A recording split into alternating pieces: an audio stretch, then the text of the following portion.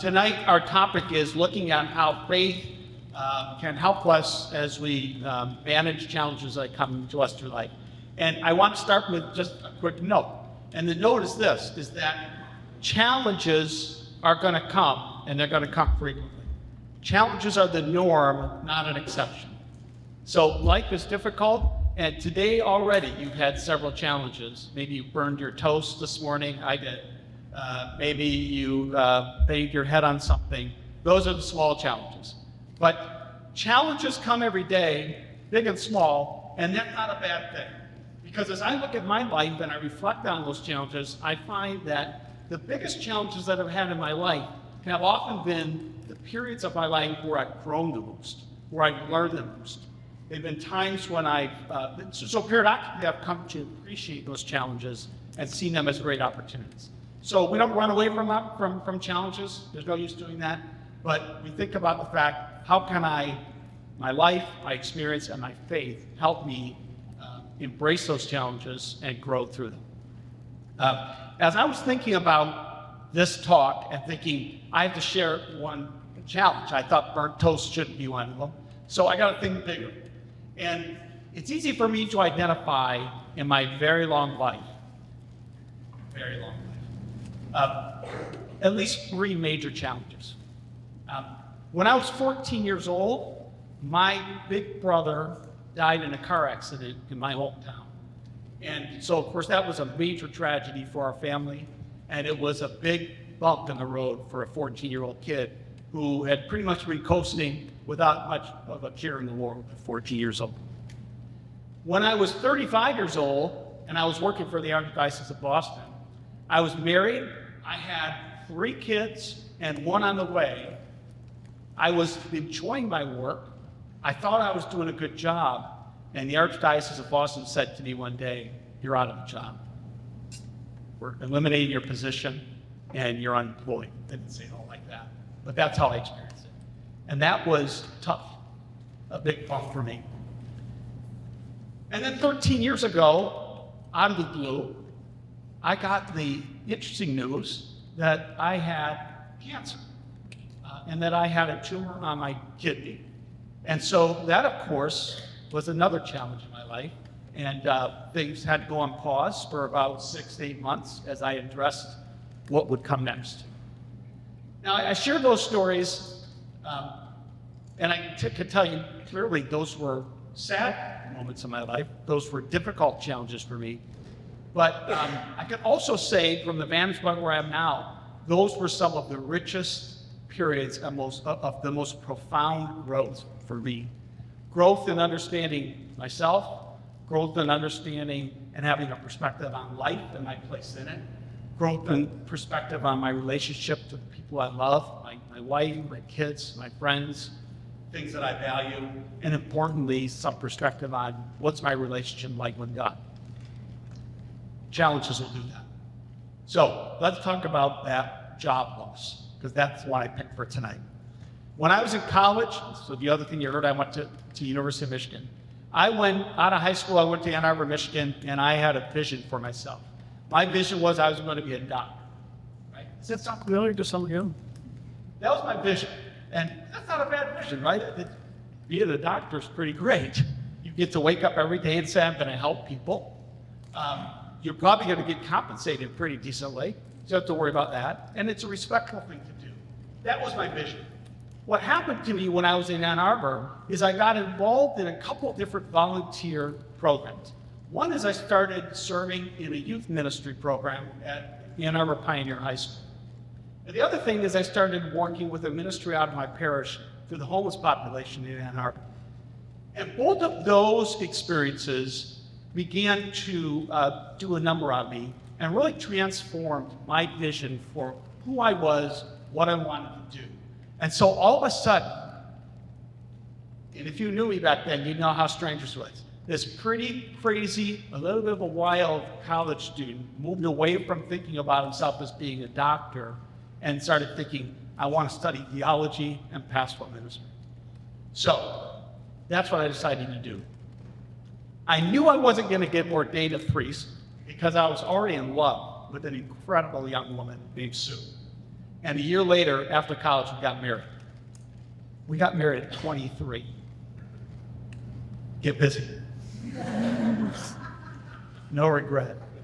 23.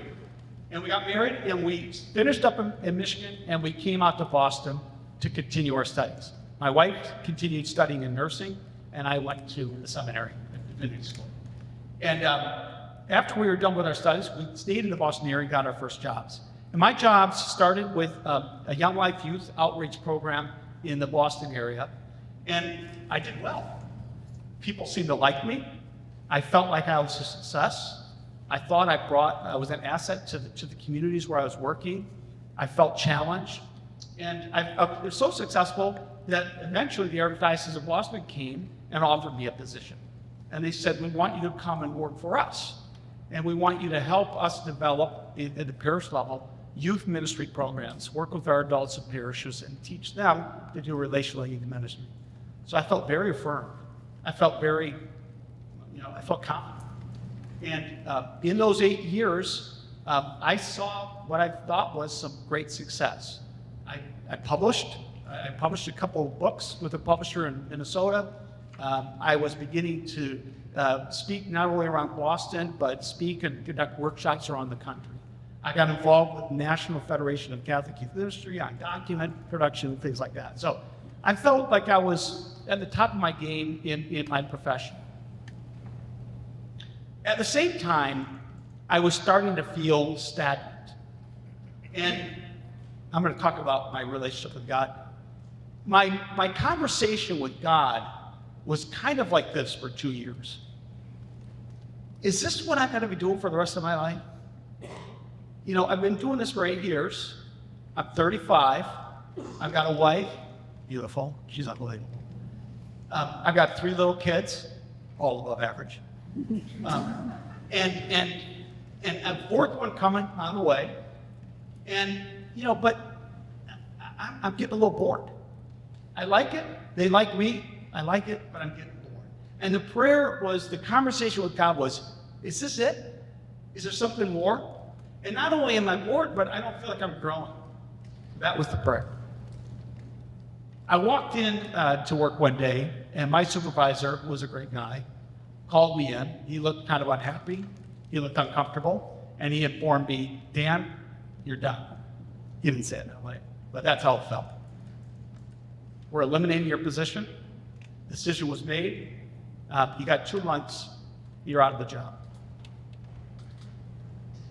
For me, that was devastating because I was a very confident guy. I was very confident in my ability. And suddenly I was told, you're not all that important to us. We could do without you. And so the immediate response was one of confusion, of anger, but really ultimately I was humiliated and I was embarrassed. I felt like I was a failure. I had to go home and tell my wife this news. Didn't see it coming. And I remember thinking, I was so embarrassed and I was concerned. I didn't want my parents to know this. Right? My parents, I'm much older than you. My parents come from what's often called the greatest generation. And very typically, my father was typical. My father had one job his whole life. And that was fairly typical for that generation. People didn't move around like my generation and certainly your age. So I thought my mom and dad had already had to deal with the fact that their son didn't do something like become a doctor. He was doing something that they didn't understand around ministry. And now I didn't want them to find out that I was unemployed with a 4th child on the way. Embarrassed. I didn't want my children to find out because I was still in the Superman phase with them, right? They still thought I was Superman. And I didn't want them to suddenly be confused and say, Daddy's doesn't go to work anymore. Embarrassed. And I didn't want my friends and my peers to know. I didn't want the conversation at the bus stop to be, did you hear that Dan lost his job? What's going on there? Again, it was humiliating for me, and it was a real it was very depressing for me. I took it very personally. So what happened next? What happened next is, and my prayer, by the way, since I told you, give you a glimpse of my prayer prior to this, my prayer then became, oh God, how could this happen to me? Right? How could you do it? How could this happen to me? And I have a very blunt style of conversation with God. I was like, how could you do this? How could this happen? And God gives it right back. And God said, what are you talking about? You've been quiet for 2 years. That you're bored, that you feel stagnant, that you're not growing. And you weren't doing anything. You weren't doing anything about it. So I did something about it. Let's see what happens. I'm not sure if it was God's fault, but God certainly said, here's an opportunity. You weren't going to make a move, so now let's see where you can grow. So what did happen? The first thing that I'll tell you is that friends responded to me. My pastor, my friends, my family, my wife, of course. I'll get to that in a minute. They all responded, and they had ideas for me, many of them. I had 3 job offers, I think probably serious or unserious. I had 3 offers very quickly. The pastor of my church in Wayland, Massachusetts said, forget the archdiocese, come work with us on our staff, work here in the parish. That felt kind of good. My publisher in Minnesota said, come work with us. We want you here. That felt really good, And then another diocese out of the upper Midwest said, come do the type of thing you're doing in Boston and do it with us. I share that because those came quickly, and the temptation for me was to jump very quickly. There was, Ignatius talks about consolation and desolation. And this was an experience for me where, it wasn't so much about what the jobs were. What am I going to do at a publishing company? It was about solving this problem. It was about immediately finding a solution that I could say, see, I'm not unemployed. I've got a job. I'm still valuable. I'm being affirmed by other people. So those offers came. Then the most important thing that happened in this period was that my wife, Sue, and I started taking a walk every night. We'd put the kids to bed. She's pregnant with our 4th child. And we would walk up and down our street. And I'll never forget that. Because on those walks, she just let me vent. She let me cry about it. She let me talk about how angry I was at certain people in the archdiocese. She let me be vulnerable. And she listened. Every night she listened to me. And then at key moments, she would give me advice. And she would speak very wisdom to me. And her message to me was this: Dan, don't jump. Don't rush this. Importantly, from my spouse, I heard, we're going to be okay. Again, kind of like this, where's your trust? We've made it this far, and God's never let us down. We'll make this. We'll be okay. But this time is too important for you to rush a decision. You've got to let this play out. You need this time to grow closer to God and to listen. You need this time to discern what's going to be next. If you rush, you're going to blow it.